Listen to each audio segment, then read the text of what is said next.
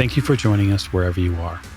This podcast episode was brought to you by the Old Ways Actual Play team. This actual play is performed by adults and in an adult setting. Listeners should know that this podcast episode will include mature scenes and mature themes. This podcast episode uses the Marvel Multiverse role-playing game rules written by Matt Forbeck. All content, including names, places, companies, and etc., which may bear resemblance to entities living or dead, is strictly coincidental. And now, on to our show. Thank you for joining us again on another episode of the Old Ways podcast. I am not your keeper, your handler, or your storyteller this evening because we're back with our anger management series as we play the Marvel Multiverse role-playing game. And so I'm going to hand the show and its variable levers and bits and bobs over to James. So take it away, James. I'm gladly going to take it from you, Mike. Good evening, everyone, and how are we today? I'm glad you've all joined me again for the last episode of Anger Management. Let's hope this one's a humdinger. But first, let's see who's sitting at the table with us tonight. To my proverbial right. This is proverbially Alex playing Santos, the bearer of the Armadura de Águila. And I haven't ripped anybody's hearts out yet, but I'm gonna. Here, I've heard that Santos is something of a heartbreaker, so we'll see how that pans out. Next to Santos. This is Morgan. I play Dakota Daniels, otherwise known as the Violet Vixen. I have not done near enough punching in this game. We'll see what we can do about that. Next at the table. Hello there. I am Rosie of Odd Duck Dice, playing Chase Blaze. Our pronouns are she, her, and I am going to be playing Ghost Rider, who had the opportunity to be on fire and make a ring of fire around some folks with a truck. So that was pretty fun. You indeed did burn some rubber on some asphalt, and it got some attention. Opened some eyes. I bet it smelled lovely. Last at the table. Yeah, hi, this is Mike. I'll be back reprising my role as Frank Castle, the man who should be dead, and all reports is that he is dead, but somehow is standing in front of you. That's just sort of how things work. So welcome back to me. Indeed. Welcome back, Frank. At the opening panel tonight of this issue, once again brings our four, we'll say, temperamental teammates together in a dark room that is oddly featureless. And the four of them find themselves talking for what seems like hours, days? How long have you been here? Talking to this man with the clipboard and the glasses, who seems to be writing things down. Has he flipped a page yet? Certainly he's out of paper by now. But no, wait, where were we? It's my turn to talk, isn't it? And that's when you guys once again find yourselves sitting at a little pancake house on Addison in Chicago. It's a little diner, Greasy Spoon. After the sudden appearance of, we'll say, a heavy hitter last night, a man in a red cape, as condescending as he is powerful, one Stephen Strange stopped by and gifted the four of you with the dusty old tome, I do believe. And so, as one does with a dusty old tome, the group decided, almost unanimously, to peruse it with a cup of coffee. And Frank suggested pancakes. Well, he hadn't eaten on stakeout for a while, and so if you're going to do something big, you're going to do it on a full stomach. That's right. So an hour or two later, the four of you find yourselves sitting in a booth, Formica tabletop, cozy in the back corner of this diner. There are a few jars of syrup and whatnot. The waitress brings over a stack of plates up both arms. She is an expert in her field, shuffles the plates out to the four of you. Various pancakes and cooked breakfast meats and eggs and whatnot. Tea and coffee and water for everyone should they request it. And as important as you guys know what you're doing is, the allure of a delicious American greasy breakfast is one that none of you have the willpower to stop. So you find yourself shoveling mouthfuls of ham and eggs and pancakes in while you peruse this dusty tome. Now, in the chat, I actually did send you the pages that were, as it turns out, nicely earmarked for you, as if by a benevolent hand. And does anyone want to read them for me? Does anyone want to read aloud for the class? I could totally do it. In days ancient, when Earth was but cooling from the crucible of creation, there already existed an order of powerful beings called the Dimensional Order Keepers. Known as the Keepers, to the few Desians of the realms that had ever encountered them, they lived as golden beings of energy, giving light and heat to the void between the spheres of existence. Radiantly benevolent, they ruled this place for countless eons, content in their lonely, unknowable duties. Then, from the deeper darkness near the one below all, came a being of all-encompassing hatred and sole drive to consume, control, or eradicate all entities in creation. This malignant being converted the Keepers, inverting their essence, making them cosmic parasites, dung ticks of creation. They became driven by the need to feed the energies of beings to this malignant one, finding entities that had accessed their demiplane with the ease of a prized hunting hound. For centuries untold, this being ruled over Earth, crushing light and consuming the souls of those who opposed it. It created horrific realms of the mind and soul for each and every soul that crossed its path, until each soul joined the ever-growing mind of the terrible being. Finally, in a truly grueling feat of mystical power, the Sorcerer Supreme, Agamotto, sealed away this malignant one in the very darkness that it had come to corrupt, using the blood of an angel. The place between the spheres of existence is the prison of this being for all time. For should it once again set its influence upon Earth, mankind is doomed. So each of you in turn have read these earmarked pages. There are hundreds of other pages in this old tome, but a lot of it doesn't seem to pertain to your situation. These seem to ring true. Chase, when you read the phrase, the one below all, when you're perusing the book, something deep inside of you shivers with fear, trepidation, deep and horrified respect. Well, that's terrifying. So the waitress, can I top anyone off here? Coffee? Oh, hit me. I raise my cup. Yeah, a little more here if you would before we get moving. She tops everyone off. She even gives Santos a little, though he doesn't say anything. Check's ready at the front whenever you guys are ready. She turns and heads off to help another table.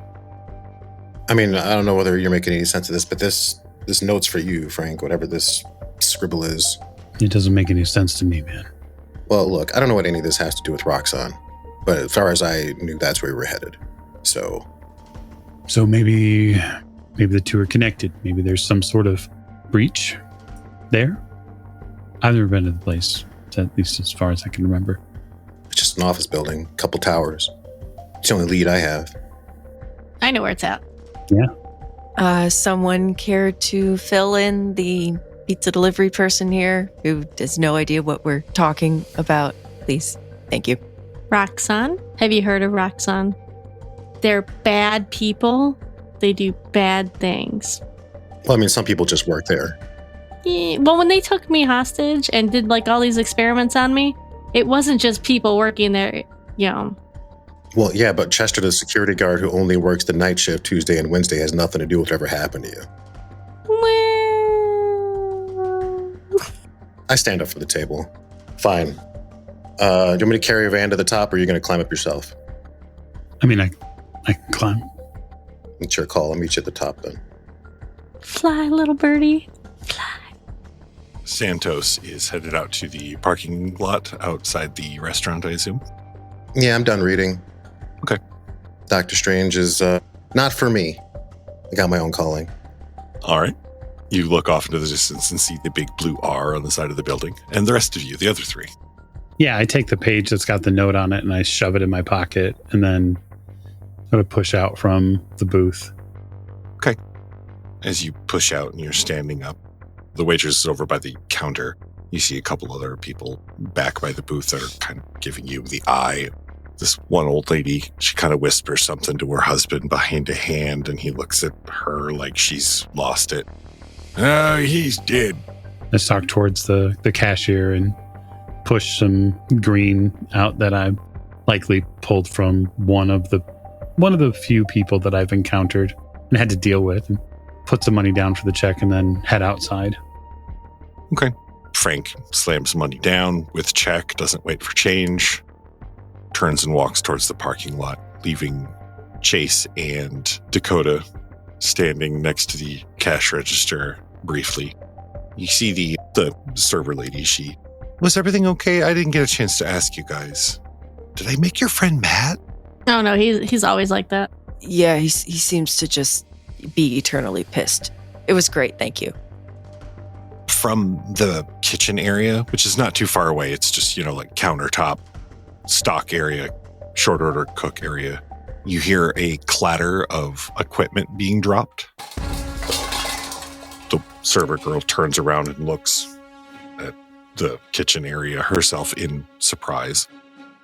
You two see the short order cook stand up. He's looking directly at you. At who? At the two of you. Oh.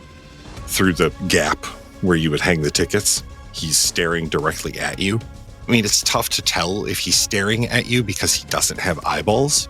Mm. And he starts to reach forward towards that gap as you two are, I assume, backing towards the door. Yes. Yep, that'll be a nope. Yeah, nope out of there. Hot wizards? Yes. Guys with no eyes? No. All right, so the two of you hit the double glass doors, and the last sound, other than the jingling of the chimes, the doors opening and closing, is the sound of a woman's screaming, your server, as whatever used to be that short order cook is now folding itself through that gap trying to get to you. The hell? More of those things. There now, following us. Scary, eyeless. I'm hoping it'll follow us out here. I'm gonna go grab it. Okay. I am so fucking tired of you oily bastards. And I gauntlet up and I grab this thing by the schlup. And I start dragging it outside. You just dig a hand into the schlup. Come here! Okay. He goes in and comes out a moment later with this writhing, twitching blanket of a skin that is somewhat still dressed in short order cook clothing. When I get to the door, I will say cover your ears as I mask on and I screech directly into my hands. I'm assuming all of you plugged your ears when he suggested you were going to do so. Yeah, I covered like it's a grenade, and I sort of turn my head, cover my ears. That seems to quiet it down a lot. It doesn't kill it, but it definitely stopped struggling and is laying flaccid. There's flaccid skin in your hands now, Santos. Big folds of it. I drop it because it's clearly spent. It seems to be spent. Although it is still struggling to move, it is just not capable of reforming as a humanoid. We can't very well question the thing. Like, it doesn't even talk. It's just hungry. So you said they kidnapped you? Oh, yes. Fucking assholes. Yeah. Grabbed me. Did some experiments on me. Here I am. What kind of experiments? Well, you see the purple hair, purple eyes, strength. I mean, this body was already like this beforehand. Like, I look this good. But the rest, yeah, that was thanks to Roxanne. Okay. So If this thing tries to move, I pick it up like a moist comforter and I slap it on the ground. Okay, you just snap this short order cook skin like a towel. Anyways, I got sucked into this big hole while we were in this room, science-y room at Roxanne, and It was really dark, and there was this thing whispering to me. It could be what they were talking about in those pages we read. I look at you like flat, like, are you serious? Listen, I've had a long night. There's a giant suck hole at Roxanne. Yeah, maybe it might still be there. I suggest maybe we should go there. All right, hold this. Frank is still locked into that deadlock glare. You're looking at me like my dad used to look at me. Unfucking believable. Unbelievable. Now you're saying something about this? No, we talked about going to Roxanne, I think. We didn't talk about you getting kidnapped and experimented on, and some fucking prototype L'Oreal treatment they gave you? Whatever it is. I'm really a private person. Prototype L'Oreal in a hole. Okay, well, but just hold on, because we all just met, really. So why would you expect her to tell you anything about herself? The building's over there. I just point. Yeah, we're going over there. Don't worry. The thing in my head got uncomfortable when we were looking at the papers. So whatever the keepers are, the writer doesn't like it. Does the writer like things that are good? We disagree. This is going to be great. I thought I was cursed. Does that mean you're not going? Or should we ask the writer? Oh, no, I'm going because otherwise innocent people are going to keep turning into whatever the fuck that is. And that is unacceptable. The skin blanket once again starts to move. Oh, God. I think we should just go. He's going to follow us, your new friend. What are you going to call him? Are you going to call him? You should call him Squishy. I'm going to pick this thing up and ball it up. See how tightly I can kind of pack it in. Okay, you can get it to about basketball size. All right. I will about face with about half of my accoutrement on, and I'm just going to reach over the front counter and grab a to-go bag. I'm going to put it inside the to-go bag. Okay. You put it into one of the plastic style, what do they call the t-shirt to-go bags, And bring it back out. I don't want it eating anybody. Distantly, you hear the sound of ambulances, maybe? Yeah, that's not ambulances. Time to go. Yeah, go to the van. That's the ride right now, right? It's the conveyance. That's one of them. And who is driving? Now that Chase is no longer on fire, she is perfectly happy to not be driving. I would like to say that she's taken advantage of the time between scenes to go back to her apartment and no longer be in her comfy clothes. So she is probably in jeans and her leather jacket and has shoes on now. Yes. An inexplicable wardrobe change is totally acceptable between panels. It's true. Yeah. Pile in and head over to the building. Dakota, do you remember if the strange hole was on the ground floor or was it higher in the building? I went out the rooftop window. It was much higher. So there's 3 roofs. I've only been to one of them. Could you point out which roof it was? See that one right there with the glass rooftop? Mm-hmm. That's it.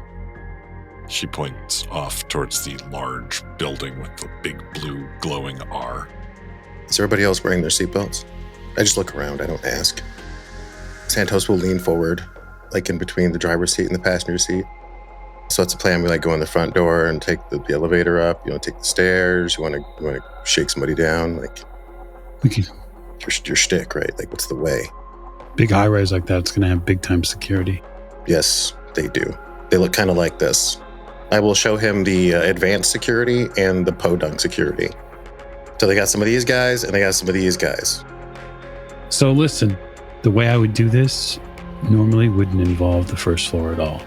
We'd go high as quickly as possible. And that could be from a nearby building, rappel over, break a window, but... I got an idea. But put your seatbelt on. And I'm going to crawl out of the still moving van. And I'm going to climb up on top, Teen Wolf style. And I take off. So he climbs out. No real difficulty. He seems to be quite agile. And as he climbs out, you hear the soft purr of machinery whirring and clicking into place. You hear the 2 or 3 footsteps on the roof, and then simultaneously the kind of squirking sound of metal being pierced, and above you, large metal talons rip through the top of the van and the sides of the frame and curl around them. With a sickening lurch, the van leaves the pavement, and aloft like a St. Bernard on wings, it is extremely aerodynamic. The wind buffets it. This is not easy, Santos. This is definitely leg day for a couple of days for you. I breathe deep. It's all in the core. Brace, back straight, head up. Whew. Okay. Many stories to go. Let's Let's go. And up you go, and up, and up, and up. I'm going to take this opportunity to reload. Frank starts grabbing and reloading various clips, various weapons that he seems to just...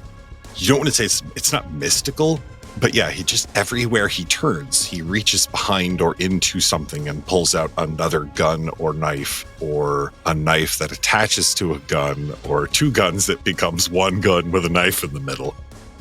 How many of those do you have shoved up your ass that you're so grr all the time? You got a problem? Get out right now. I wouldn't. We're really high up. She does move like she's going to open the door. Look, I'm going to ask you this straight out before we do this, apparently, because apparently we're doing this right now. I think you were one of the last people to hang out with my uncle. You guys were fighting. My uncle was Johnny. Whatever. Did you kill him? No. Oh, okay, we're good then. Because if you did, it was gonna be bad right now, right here. So that's fine then. I smile. How many floors are to this building? Yes. You continue to raise. The building itself is about 45 floors tall. Okay. It's a multi-tiered building, so there are multiple roofs. There's just one helipad on the 9th floor. All of the rest of the roofs look like they're just terraced. No, that's fine. I just want to know, 'cause I'm not planning on landing the van as much as I'm looking for the right floor. So if it's 45, as we approach 40, I will lean my head down into the driver's seat and I will say, "Okay, floor it." I floor it. You guys hear the engine rev way up, and doesn't accelerate your movement at all, but that plus the sensation of floating through the air and him leaning in and saying, "Floor it," like that. Even those of you who are fairly invulnerable feel parts of you that can pucker. And my plan is basically to fly into the 44th floor with the van and put it down in the office space. I'm not throwing it. It's not a fastball special. I'm technically going through the window first. Give me an agility roll just to make sure that you can continue to hang on to it and pass through this window without lacerating them, turning it into a big van-shaped bucket of spaghetti. Yeah, it's a 21. Like you had practiced it. At the last moment, you curl your wings around you and the front of the van and let your wings shatter the window. You come to a rest inside on the 44th floor. The van slides sideways to a stop on the carpet, turning it into a carpet drift to the one side, scattering desks and office furniture. Thankfully, it's nighttime, so there's no one here at the moment. Okay, so I'm going to hammer the brakes now because there's no reason to continue to be on the gas. Right. Although you are quite happy that you were laying on the gas because that allowed you to slide instead of rolling. So, all right, this is our stop. Shove it into park. I get out, look up above the van at Santos and say, this is a rental. I pull a gun out of the driver's seat. We'll get it back in one piece. The driver's side rear view mirror falls off and lands on the ground as if to punctuate Santos's point. 2 pieces. I check on my to-go bag. Okay. I'm just seeing if it's reacting. Like, I'm holding it out kind of like a dowsing rod, right? Like, does this thing care where we're going? Where does it want to go? If you're using it as a dowsing rod, when you hold it towards the core of the building, it does seem to struggle more. Oh, gross. It really wants to go that way. Like it twitches and undulates, yeah. Here, check this out. It's undulating. Wow. I too want to go that way. Whatever you're doing, it seems to like it, I guess. It's apparently ticklish. I poke the bag. It sounds like macaroni and death. Exactly. Using your horrific meat dowsing sack. All right, that's our compass. It leads you further into the building, further in toward the core. It doesn't indicate down because it's not really... So it's like a hemispherical sort of... Yeah, pendulous. It sways like Christmas ornament. A big, meaty Christmas ornament. You're following your meat dowsing sack. The other 3 of you are now following Santos, who seems to be led by the world's worst yo-yo. Not a Duncan, I know. That's That's pretty gross. You want to hold on to it? Nah, I'm good. Keep moving a little deeper into the building. So, what's this room look like? You said some sort of scientific lab? The room, it was long and it was white. Which way did you slide out? Up through the roof. Right. Okay, so storyteller, I'd ask, are we hearing any like alarms or, Funny you should mention that. There is, now that the sound of crunching and snapping and things falling over has stopped, small haze from what you assume is a tiny electrical fire near one of the wastebaskets has filled the air. You do hear the sound of a distant pinging, maybe from like a foyer area. Ping, ping, ping. And there's an overhead alarm, like a klaxon alarm that's going off. Everybody get their dancing shoes ready. Whatever these guards are carrying, don't let them shoot you with it. Because they're not bullets. And in fact, as Santos says this, you hear a final and the sound of many bootsteps suddenly. Yeah, Chase is now Ghost Rider. The flesh on Chase's head and neck ignites, melts, sizzles, and burns away in seconds, revealing only a skull that is aflame. I look over at Chase. It says, Ghost Rider. Finger guns him. Ghost Rider tilts their head at you in a sort of vague, bemused fashion, and then turns back to face the elevators. Dakota, when you snap your fingers from the finger guns, there's 2 small pops of purple electrical energy. Oh, well, it's new. Hey, you're magic. I am magic. No, by the way, the bad guys are coming. And so they are.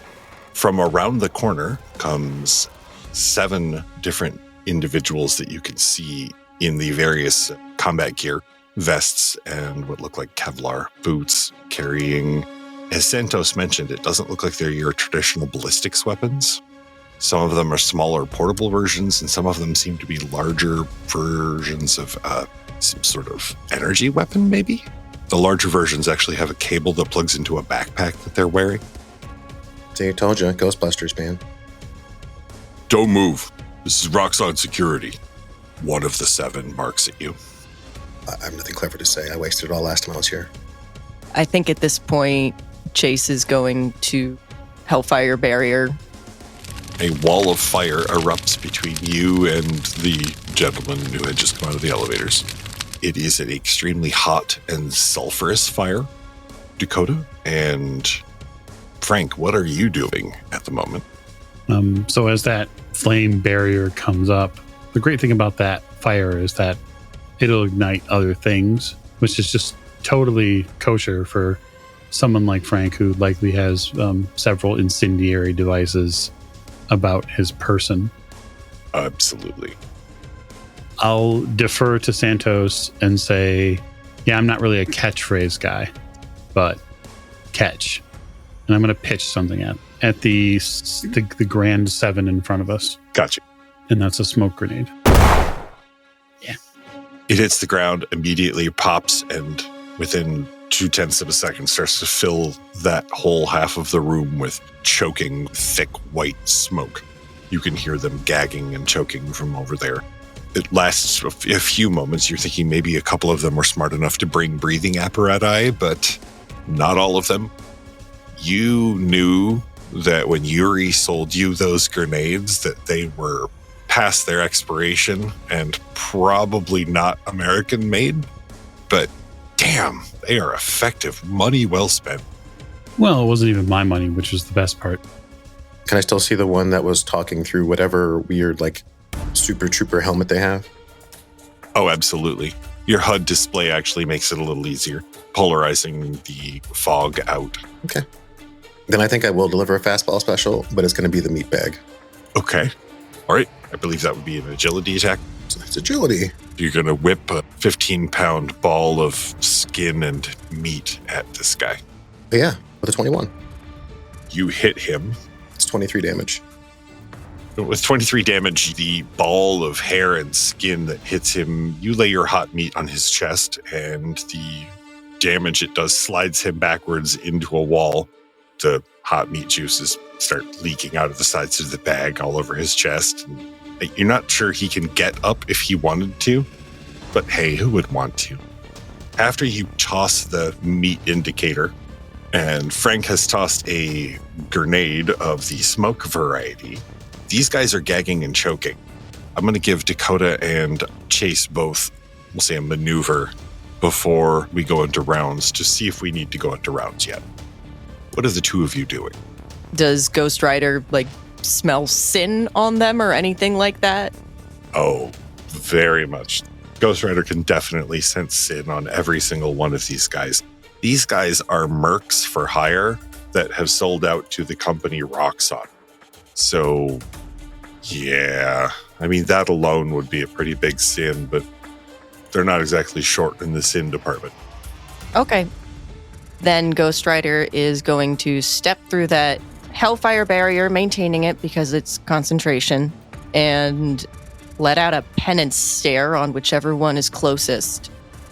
Ghost Rider steps through the fire, grabs the second in command, the guy who was just behind the guy who just received the meat bowling ball to the chest, lifts him up as his uniform starts to smolder, and looks him in the eye. And as he begins to scream, you hear the Ghost Rider, "Suffer."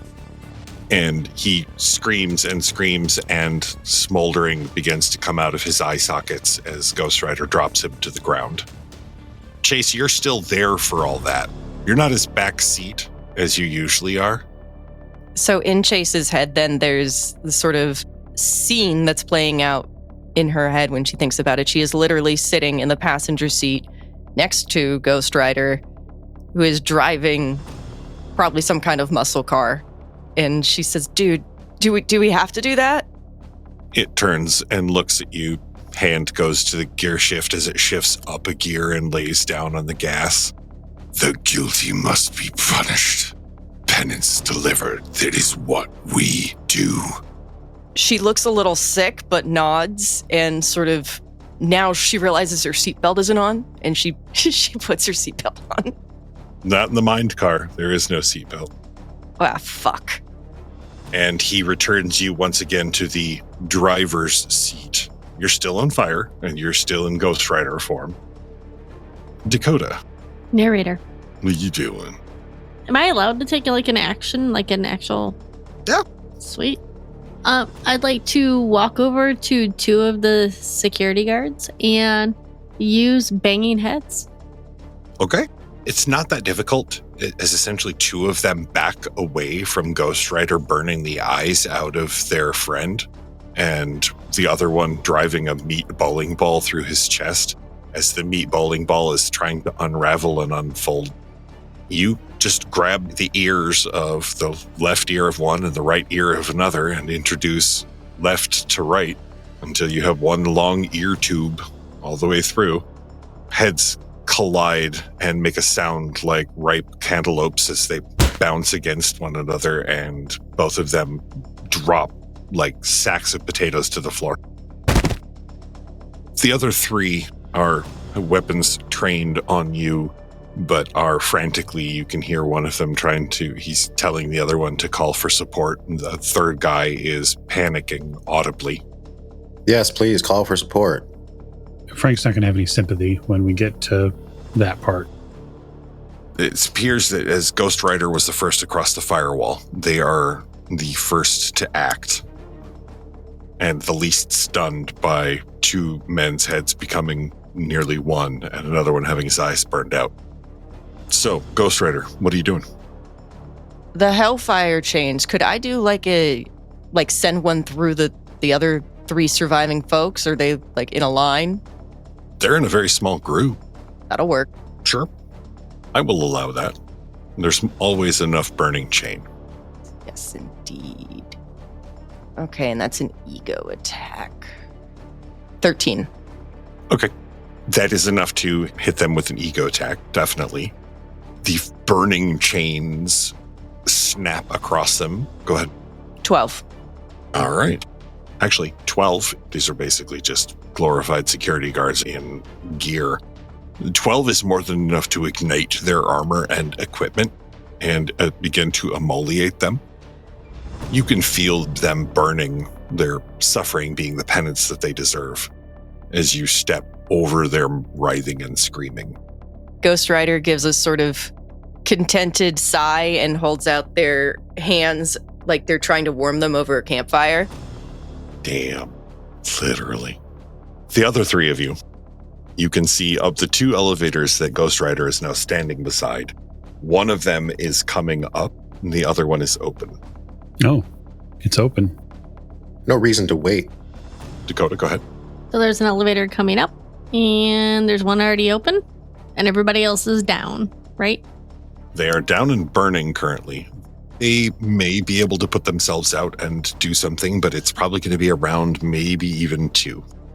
Cool. All right, well, I'm going to go hop in the elevator. There's no need to stick around here. I'll hold it open. Hey, want to ride? Always wanted to do this. I go to the closed elevator and I open it as it's coming up. Not hard. Wait for it. Wait for it. 6 floors, 5 floors, 4 floors, Oh, it's going to be so fun. 3 floors, Come on. 2 floors. Floor below you, I just take 2 fingers to the cable and there's a sickening moment where it just seems to hover there and then begins to fall. I will screech down that tunnel. Next stop, ground floor! And it echoes down this metal acoustics tunnel here as it is the only thing to hit the ground floor before them. And then a resounding crash comes echoing back up the other elevator shaft, and as well as some dust. For 40 floors up, it's impressive that anything has made it this far up, but it did. And then Dakota is standing in the other elevator holding it open with an expectant look on her face. I don't really skip a beat. I just kind of do like a half 2-step. I feel like LeBron fades back. I grab my meat sack, kind of like feign dribbling it, and then kind of like pivot roll into the elevator, feigning shooting a basket. He shoots, he scores. And I jiggle the meat sack at Dakota. Given that everything's been cleaned up, he's going to step into the elevator that Dakota has opened and look at the button panel and give a press to the highest one. All right. That would be floor 49. So the elevator doors close and the elevator starts to rise. And as the elevator rises, you find yourselves, your heads are swimmy for a moment. Can everyone make me an ego roll? 13 here. 11. I get a 10. I had gotten a 1 on the Marvel die. Does it explode for this or no? Yes. 16. The 4 of you are standing in this, it's fairly spacious, obviously an executive's elevator, so it's well furnished and, the wallpaper is nice. There's a flash and the 4 of you are jostled as if you had been stunned. And for a moment, you're not standing in an elevator, but you're sitting. You smell stale coffee for a moment. Then you're standing in the elevator again. That was that. I start looking around. It's elevator, still rising. God, this elevator is taking forever. Chase, the flame snuffs out. It's just you again. But as you're standing in this elevator, you find yourself standing with Frank on one side of you and Santos on the other side of you.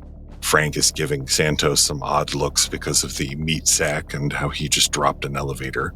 And Dakota is standing watching the both of them with a slightly bemused look, almost like she kind of hopes that they're going to fight a little bit, maybe. And for a moment, there's a 5th person in the elevator, a man in a blue shirt and slacks, his short hair.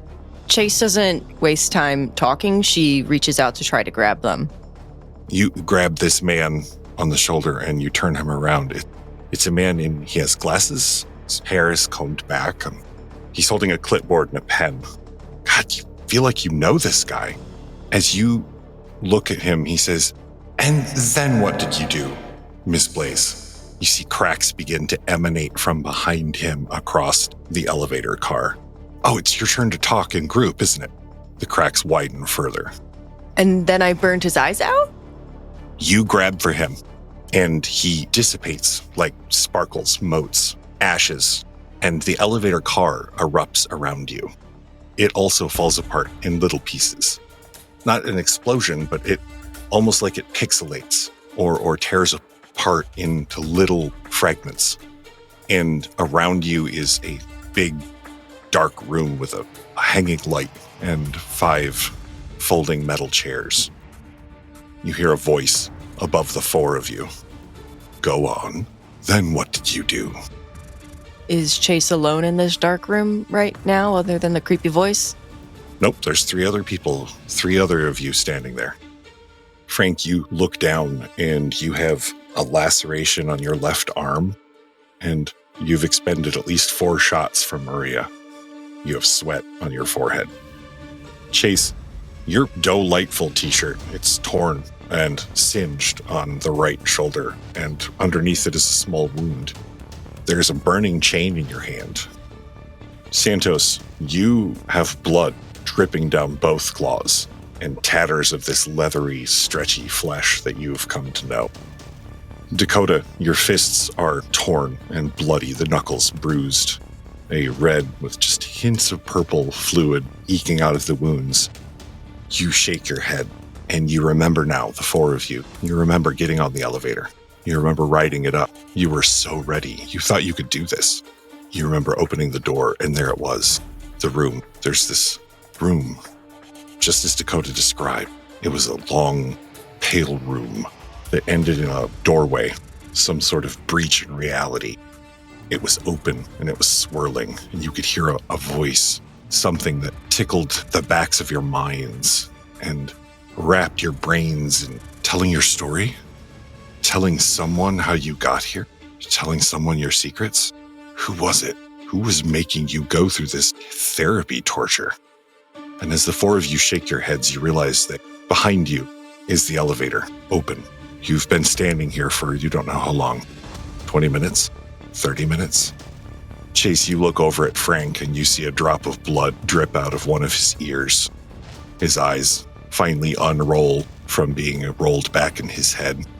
Santos, you're pressed up against a wall. You see Santos, blood trickling out. He seems like he's waking up. Dakota is in a heap on the floor. She starts to stand up again. Did it already attack you? What is going on? You look ahead of you, and there is a thing, a malignant thing in front of this breach. A swollen, bulbous headish that's merged with its body, with multiple faces protruding and pressing against the skin. My servants have brought me a delicious meal. I cannot thank them enough. Perhaps when I destroy this world, I will give it to them. I have so many others. You can only describe this thing as malignant. Your mind's so easy. That word echoes through the corridors of your brain, as for a second you don't see it as this malignant thing, but as a harmless therapist with a clipboard and glasses. It's your action, guys. What are you doing? We're in this room. Oh, it looks like the top floor of the Roxxon building. I dig the note out of my pocket, and with that in my sort of left hand, because my left hand's already been, my forearm's been lacerated, I'm going to draw that symbol Strange put on the paper with my own blood, like above the door. All right. You turn around and you see the door above you. You also see that there are 4 or 5 dead security guards laying on either sides of the door, bullet holes perfectly placed in each one. You now know why there are fewer bullets in your gun. And you begin to inscribe this symbol on the top of the door, over the door frame. Yeah. That is Frank's turn. The next person would be, we're going to keep with the same, then the next would be Alex. So I'm going to turn to this thing that's been talking, big air quotes, to us. Mm-hmm. They say it wants to eat our brains. Is that what I heard that right? It wants to eat my brains. Yeah, no, I'm not really down with that. We're in a room and there's like walls and stuff, right? Oh, yes. While momentarily when you shake your head, you can still see that dark room with the light hanging above you. This is the science suite that Dakota described. It's like a lab. There's equipment around, and this breach in space. It looks like a large black rent in space that is air swirling towards it. Well, you've had your chance to do therapy. I think you'd like to try some of mine next. We call this one blunt force trauma, and I'm going to bring down the ceiling on it. Okay. How are we bringing down the ceiling? I'm going to fly into the ceiling. Above it, above it. I'm not trying to collapse the entire building. I want to drop pieces of the ceiling above it, on it, yes. You said it's real big, right? Oh, this is actually quite large. It's, say, just its head, shoulder, and upper torso, which are all kind of one amorphous mass, is the size of 6 or 7 people. If you squish them all together in a big ball of meat. Not that you would ever do that to someone. Well, we'll see if we can give one of its heads a concussion. Any one of the faces that pokes out of this mass.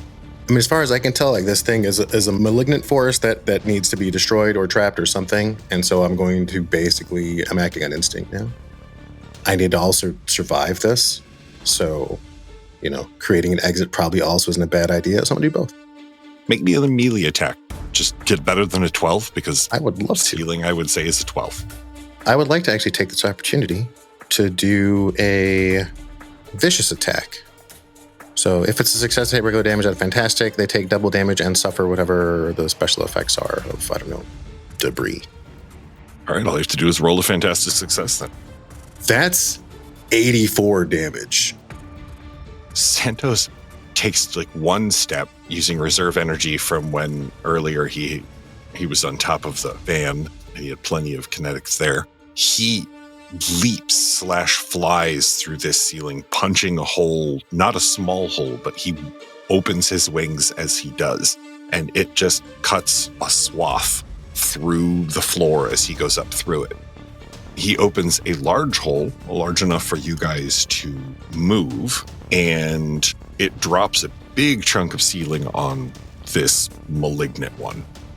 Let's say it does, I'm going to say a quarter of that damage in falling ceiling chunks. This malignant thing, this giant bloated head of a creature with its bizarre twitching amorphous face made of smaller faces, it looks at the 4 of you, sweeps across you, and its vision alights on Dakota. Child, do my bidding. Wonderful. This is an ego attack. This thing's your dad. That is your ego defense score, please. 12. Okay. This round, and you can make another resistance next round, you feel compelled, honestly, you can feel compelled to stop the other 3 of them in some fashion. It's about time I get to kick some people's asses. Who do you turn to and extend the love? Oh, well, who's the closest? Probably either Ghost Rider or Punisher. Clearly, the one with the skull in his chest is a larger problem because of what he is, the violent one. Is he talking about me? End him first. Wonderful. Yeah, I will go over and try to clobber Frank Castle. Okay. The violent vixen is headed your way, Frank. Thankfully, it looks like with the communication and the movement, she is not going to get to you this turn. Okay. Well, that's not fun. Do you want to squeeze Frank's brains out like toothpaste? And we can do that next round. Okay. Next is Frank. Okay, so do I finish the glyph then? You have finished the glyph this round, yes. When the last mark of your finger, this glyph begins to emit small sparks of light and a warm glow. To you, it's a warm glow. Chase, you know that sensation when somebody has an old TV that's about on the fritz and it's making that really, really high-pitched whine that you can only kind of hear in the back of your teeth? You're getting that, but it's from that glyph above the door that Frank just finished. Setting your teeth on edge. You can hear the Ghost Rider inside of you. You wouldn't say complaining because that would be with words, but definitely uncomfortable. Well, Morgan, you're fine. Santos, you see it as maybe some sort of occult symbol. I mean, you've done some study into the worlds of magic, so perhaps a ward of some sort? I mean, it's weird Doctor Strange picture, and it's glowing. A little bit. Does that mean it's working? I don't know. I guess it's doing something. Well, the other effect is the moment, Frank, that you finish inscribing it, the malignant thing on the other end of the room, down by where Santos is, makes a loud bellow that echoes not only audibly, but also across the planescapes of your minds, rattling the fundamental thoughts and feelings that you have, briefly replacing them with despair. I feel like I didn't like that. But only for a second, only for just a brief moment. It's like being in line at the DMV. Next would be Alex. So we brought the house down. This thing's howling in my brain now. I will spend a dramatic moment holding my head. Am I outside now? Yeah, you're essentially outside in the night air, the cold winter wind blowing around you. I will take a nice deep breath from outside my helmet so as to clear it from whatever the hell this thing is doing to me. Mm-hmm. And it's still down there pulsating and throbbing, right? You can see it, and the other three of you can really closely see that it's undulating, pulsing. Parts of it are throbbing. I've seen this hentai. There's definite undulation. All right, so if I'm outside a Roxanne building and I'm on the top floor, I'm on the top of this floor, the top of this floor, the top of this? Top of this building, top of the tip top. All right, there's probably something long and spiky up here like an antenna. Oh yes, there's actually hundreds up here. I'm gonna get me one. Most of them you recognize, some you really don't. I don't care which one. Yeah, I'm gonna go whaling. All right, I will allow you to, make me an attack roll. That is a 16. You do hit, sir. So it was not a fantastic success, so I won't get to spend any. I don't think I get to spend any. Oh wait, no. Okay. No, wait. Blah blah blah blah blah. Regular damage. Do I need to have fantastic to trigger that? So yep, I just harpoon it once. So I'm trying to stick it. Is it a puddle or is it it's an important question, okay? Is it like a puddle or is it like a bladder? No, it's more like a big floating bladder. Okay, so when I puncture it, it squirts. Oh yeah, it's All like right. a big floating, somewhat head-shaped bladder. Yes. The reason it's important is if it's a bladder, it means I can stick it to the ground. I drive the harpoon into it and I try to stick it to the ground. Okay. All right. 36 damage. You stake this thing screaming and cursing to the ground. It belching this noxious goo out of the wound and such. It gestures, and some of the electrical equipment in the room does a 18 hit you on an ego attack. Oh yeah. Some of the equipment in the room flies across the room, shrouded in purple energy, as it gestures with just its lidless finger and collides with you. Now it absorbs a good portion of what you think it could have done, but it does 20 total to you. What is so I have, 2 points of DR, so whatever the multiplier is -2. Oh, okay. Then you take 9. 9. I will take 9. The other three of you see him get hit with electrical processing equipment, sometimes sort of scientific equipment. Do something, I'm getting faxed. Ghost Rider, Am I currently Ghost Rider or am I Chase? you are Ghost Rider. I bet you do not have the flaming head right now, as if it had been turned off for communication purposes. You can turn it on at will. Okay, then I will once more be a flame. And this thing has eyes, right? Far more than it should. Well, I pick a set and I stare into them. And I use my penance stare. I'm making the ego attack roll. 20. Okay. It takes a second and you have to hold it. It's not like with the security guard where it was just a brief flash and then the flames of hell burned his eyes out. This is something that you have to hold. But the other three of you immediately notice that while Ghost Rider has this thing locked in that penance stare, it's not moving. And both of them are Ghost Rider is emitting this roaring sound you're not sure if it's coming from their mouth or from the flames. And it is making horrible, horrible, unearthly noises. I'm sure it's just the souls of the damned screaming in agony. It's fine. Yeah. Fine.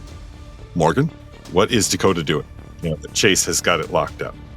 I'm still in attack mode against Frank Castle, right? Because she's locking it up with the penance stare, so that effect immediately ends. Frank, she has you by the front of the shirt, and she has drawn her fist back. Never noticed how large Dakota's fists were, but she relaxes her fist at the last second, and her eyes go wide for a second, seeming to realize what she was about to do. She feels something against her stomach. It is 100% a shotgun. I just look at him, You should probably think twice. look down, get him, and slowly release my hand from the nape of his shirt and boop him on the nose. Boop. And I turn around. All right, you turn around and you see this thing that's crackling with that same purple energy that you've seen so many times before. And to know that it is filled with the same energies you are fills you with a sick sense in the bottom of your stomach. What are you doing? Are there any, chairs nearby? Oh, yeah. There's plenty of chairs, equipment, large things that are large enough that you are one of the few people in the room who could lift them, other than maybe Santos. Yeah, so I'm going to take a chair and I am going to have it up with the legs facing towards the creature.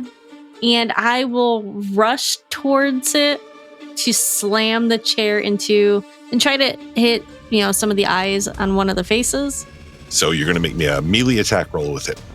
Is my difficulty 13? Just as a selfish question in service of my fellow player, wouldn't she have edge because it's not moving? Yes, she would. Thank you. Well, I got a 6 on my marble die. So I got a 15. All right. Santos, you're wrestling with this thing, this spike through it, wiggling the spike around in this gaping hole that it has made. And Dakota comes up from the top ropes with the chair. She comes right across the eye. It is an amazing sight. She hits this thing as if she was in the Mutant Wrestling Federation and hits it hard. You see it shudder up one side. You both notice that with that hit and what you have done, part of it is being pushed back towards the breach. And it's probably going to tear, which will do even more damage. So you kind of have a choice. But that choice should be thought about because it is now Frank's turn. Frank, what are you doing? Yeah, I'm going to go for broke.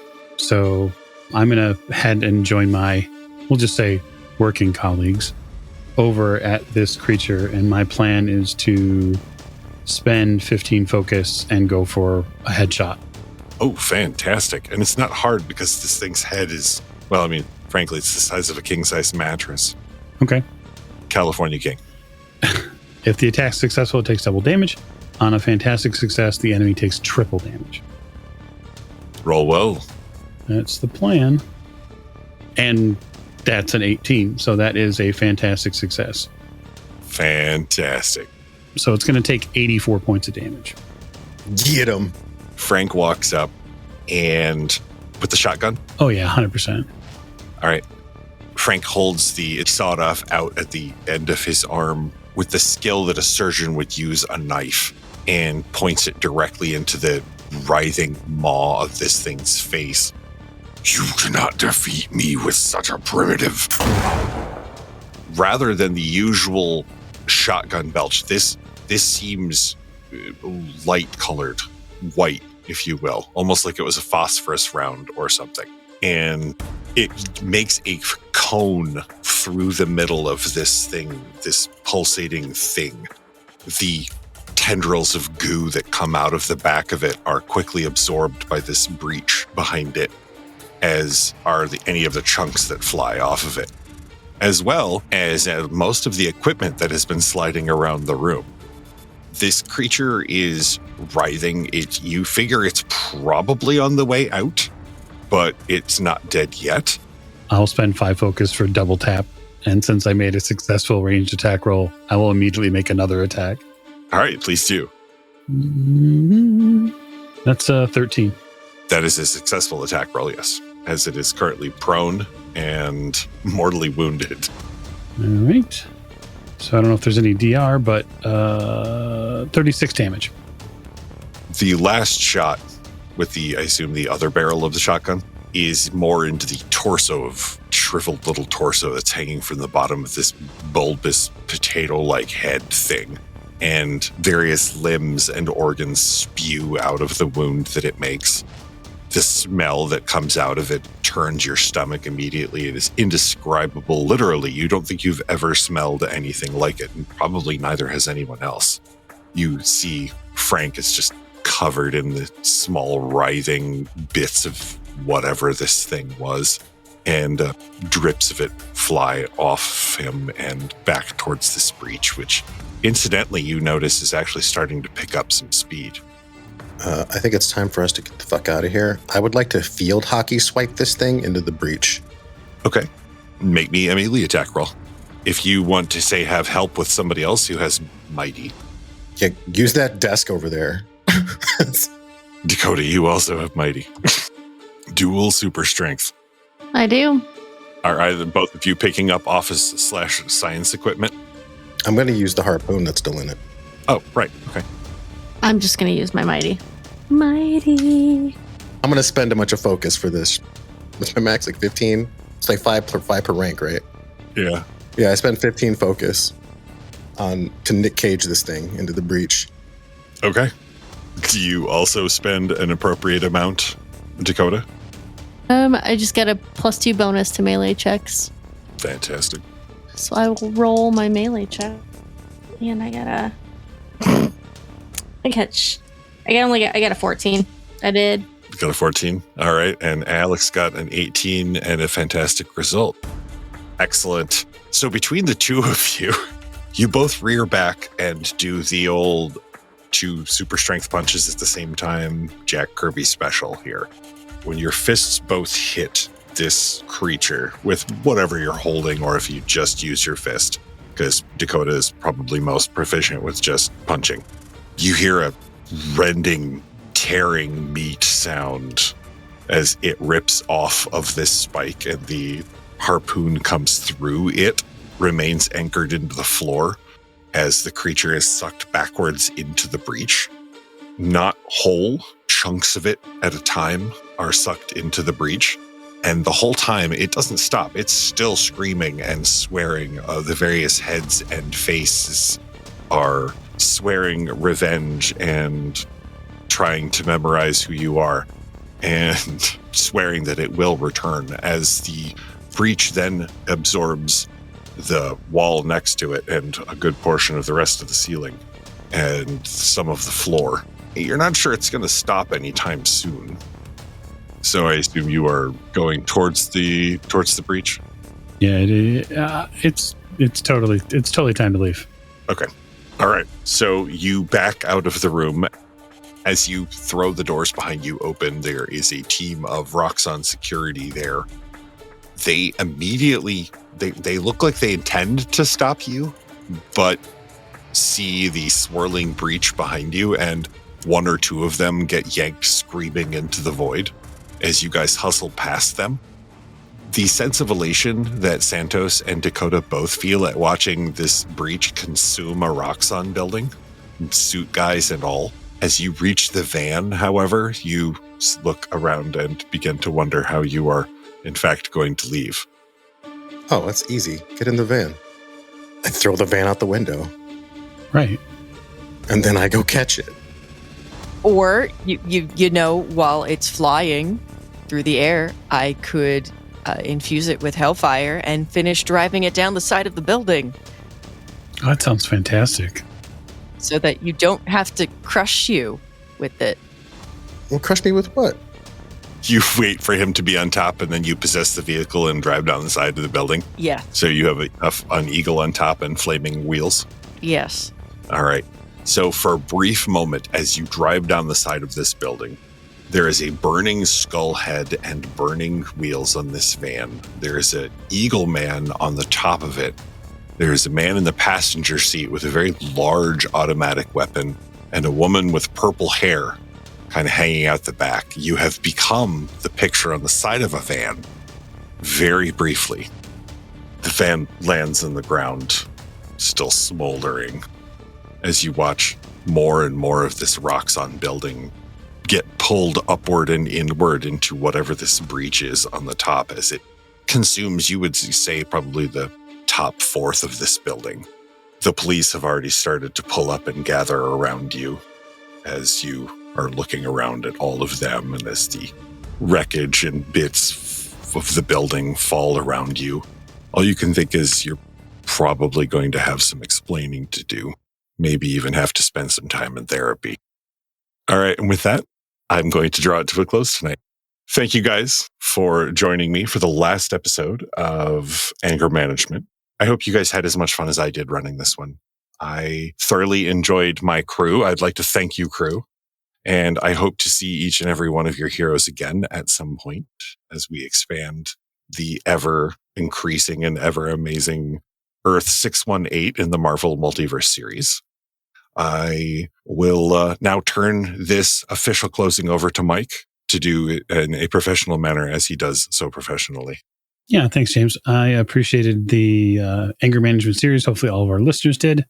And it was a nice way to sort of do something a little different on the show and offer a little flair that in the Marvel universe is, we'll just say, we could say anti-heroes, million color world, whatever you want to call it. I had a good time. Thanks to Cast for joining us again, and for our Patreon supporters for supporting the show, and listeners all over the world. So thank you all, and good night.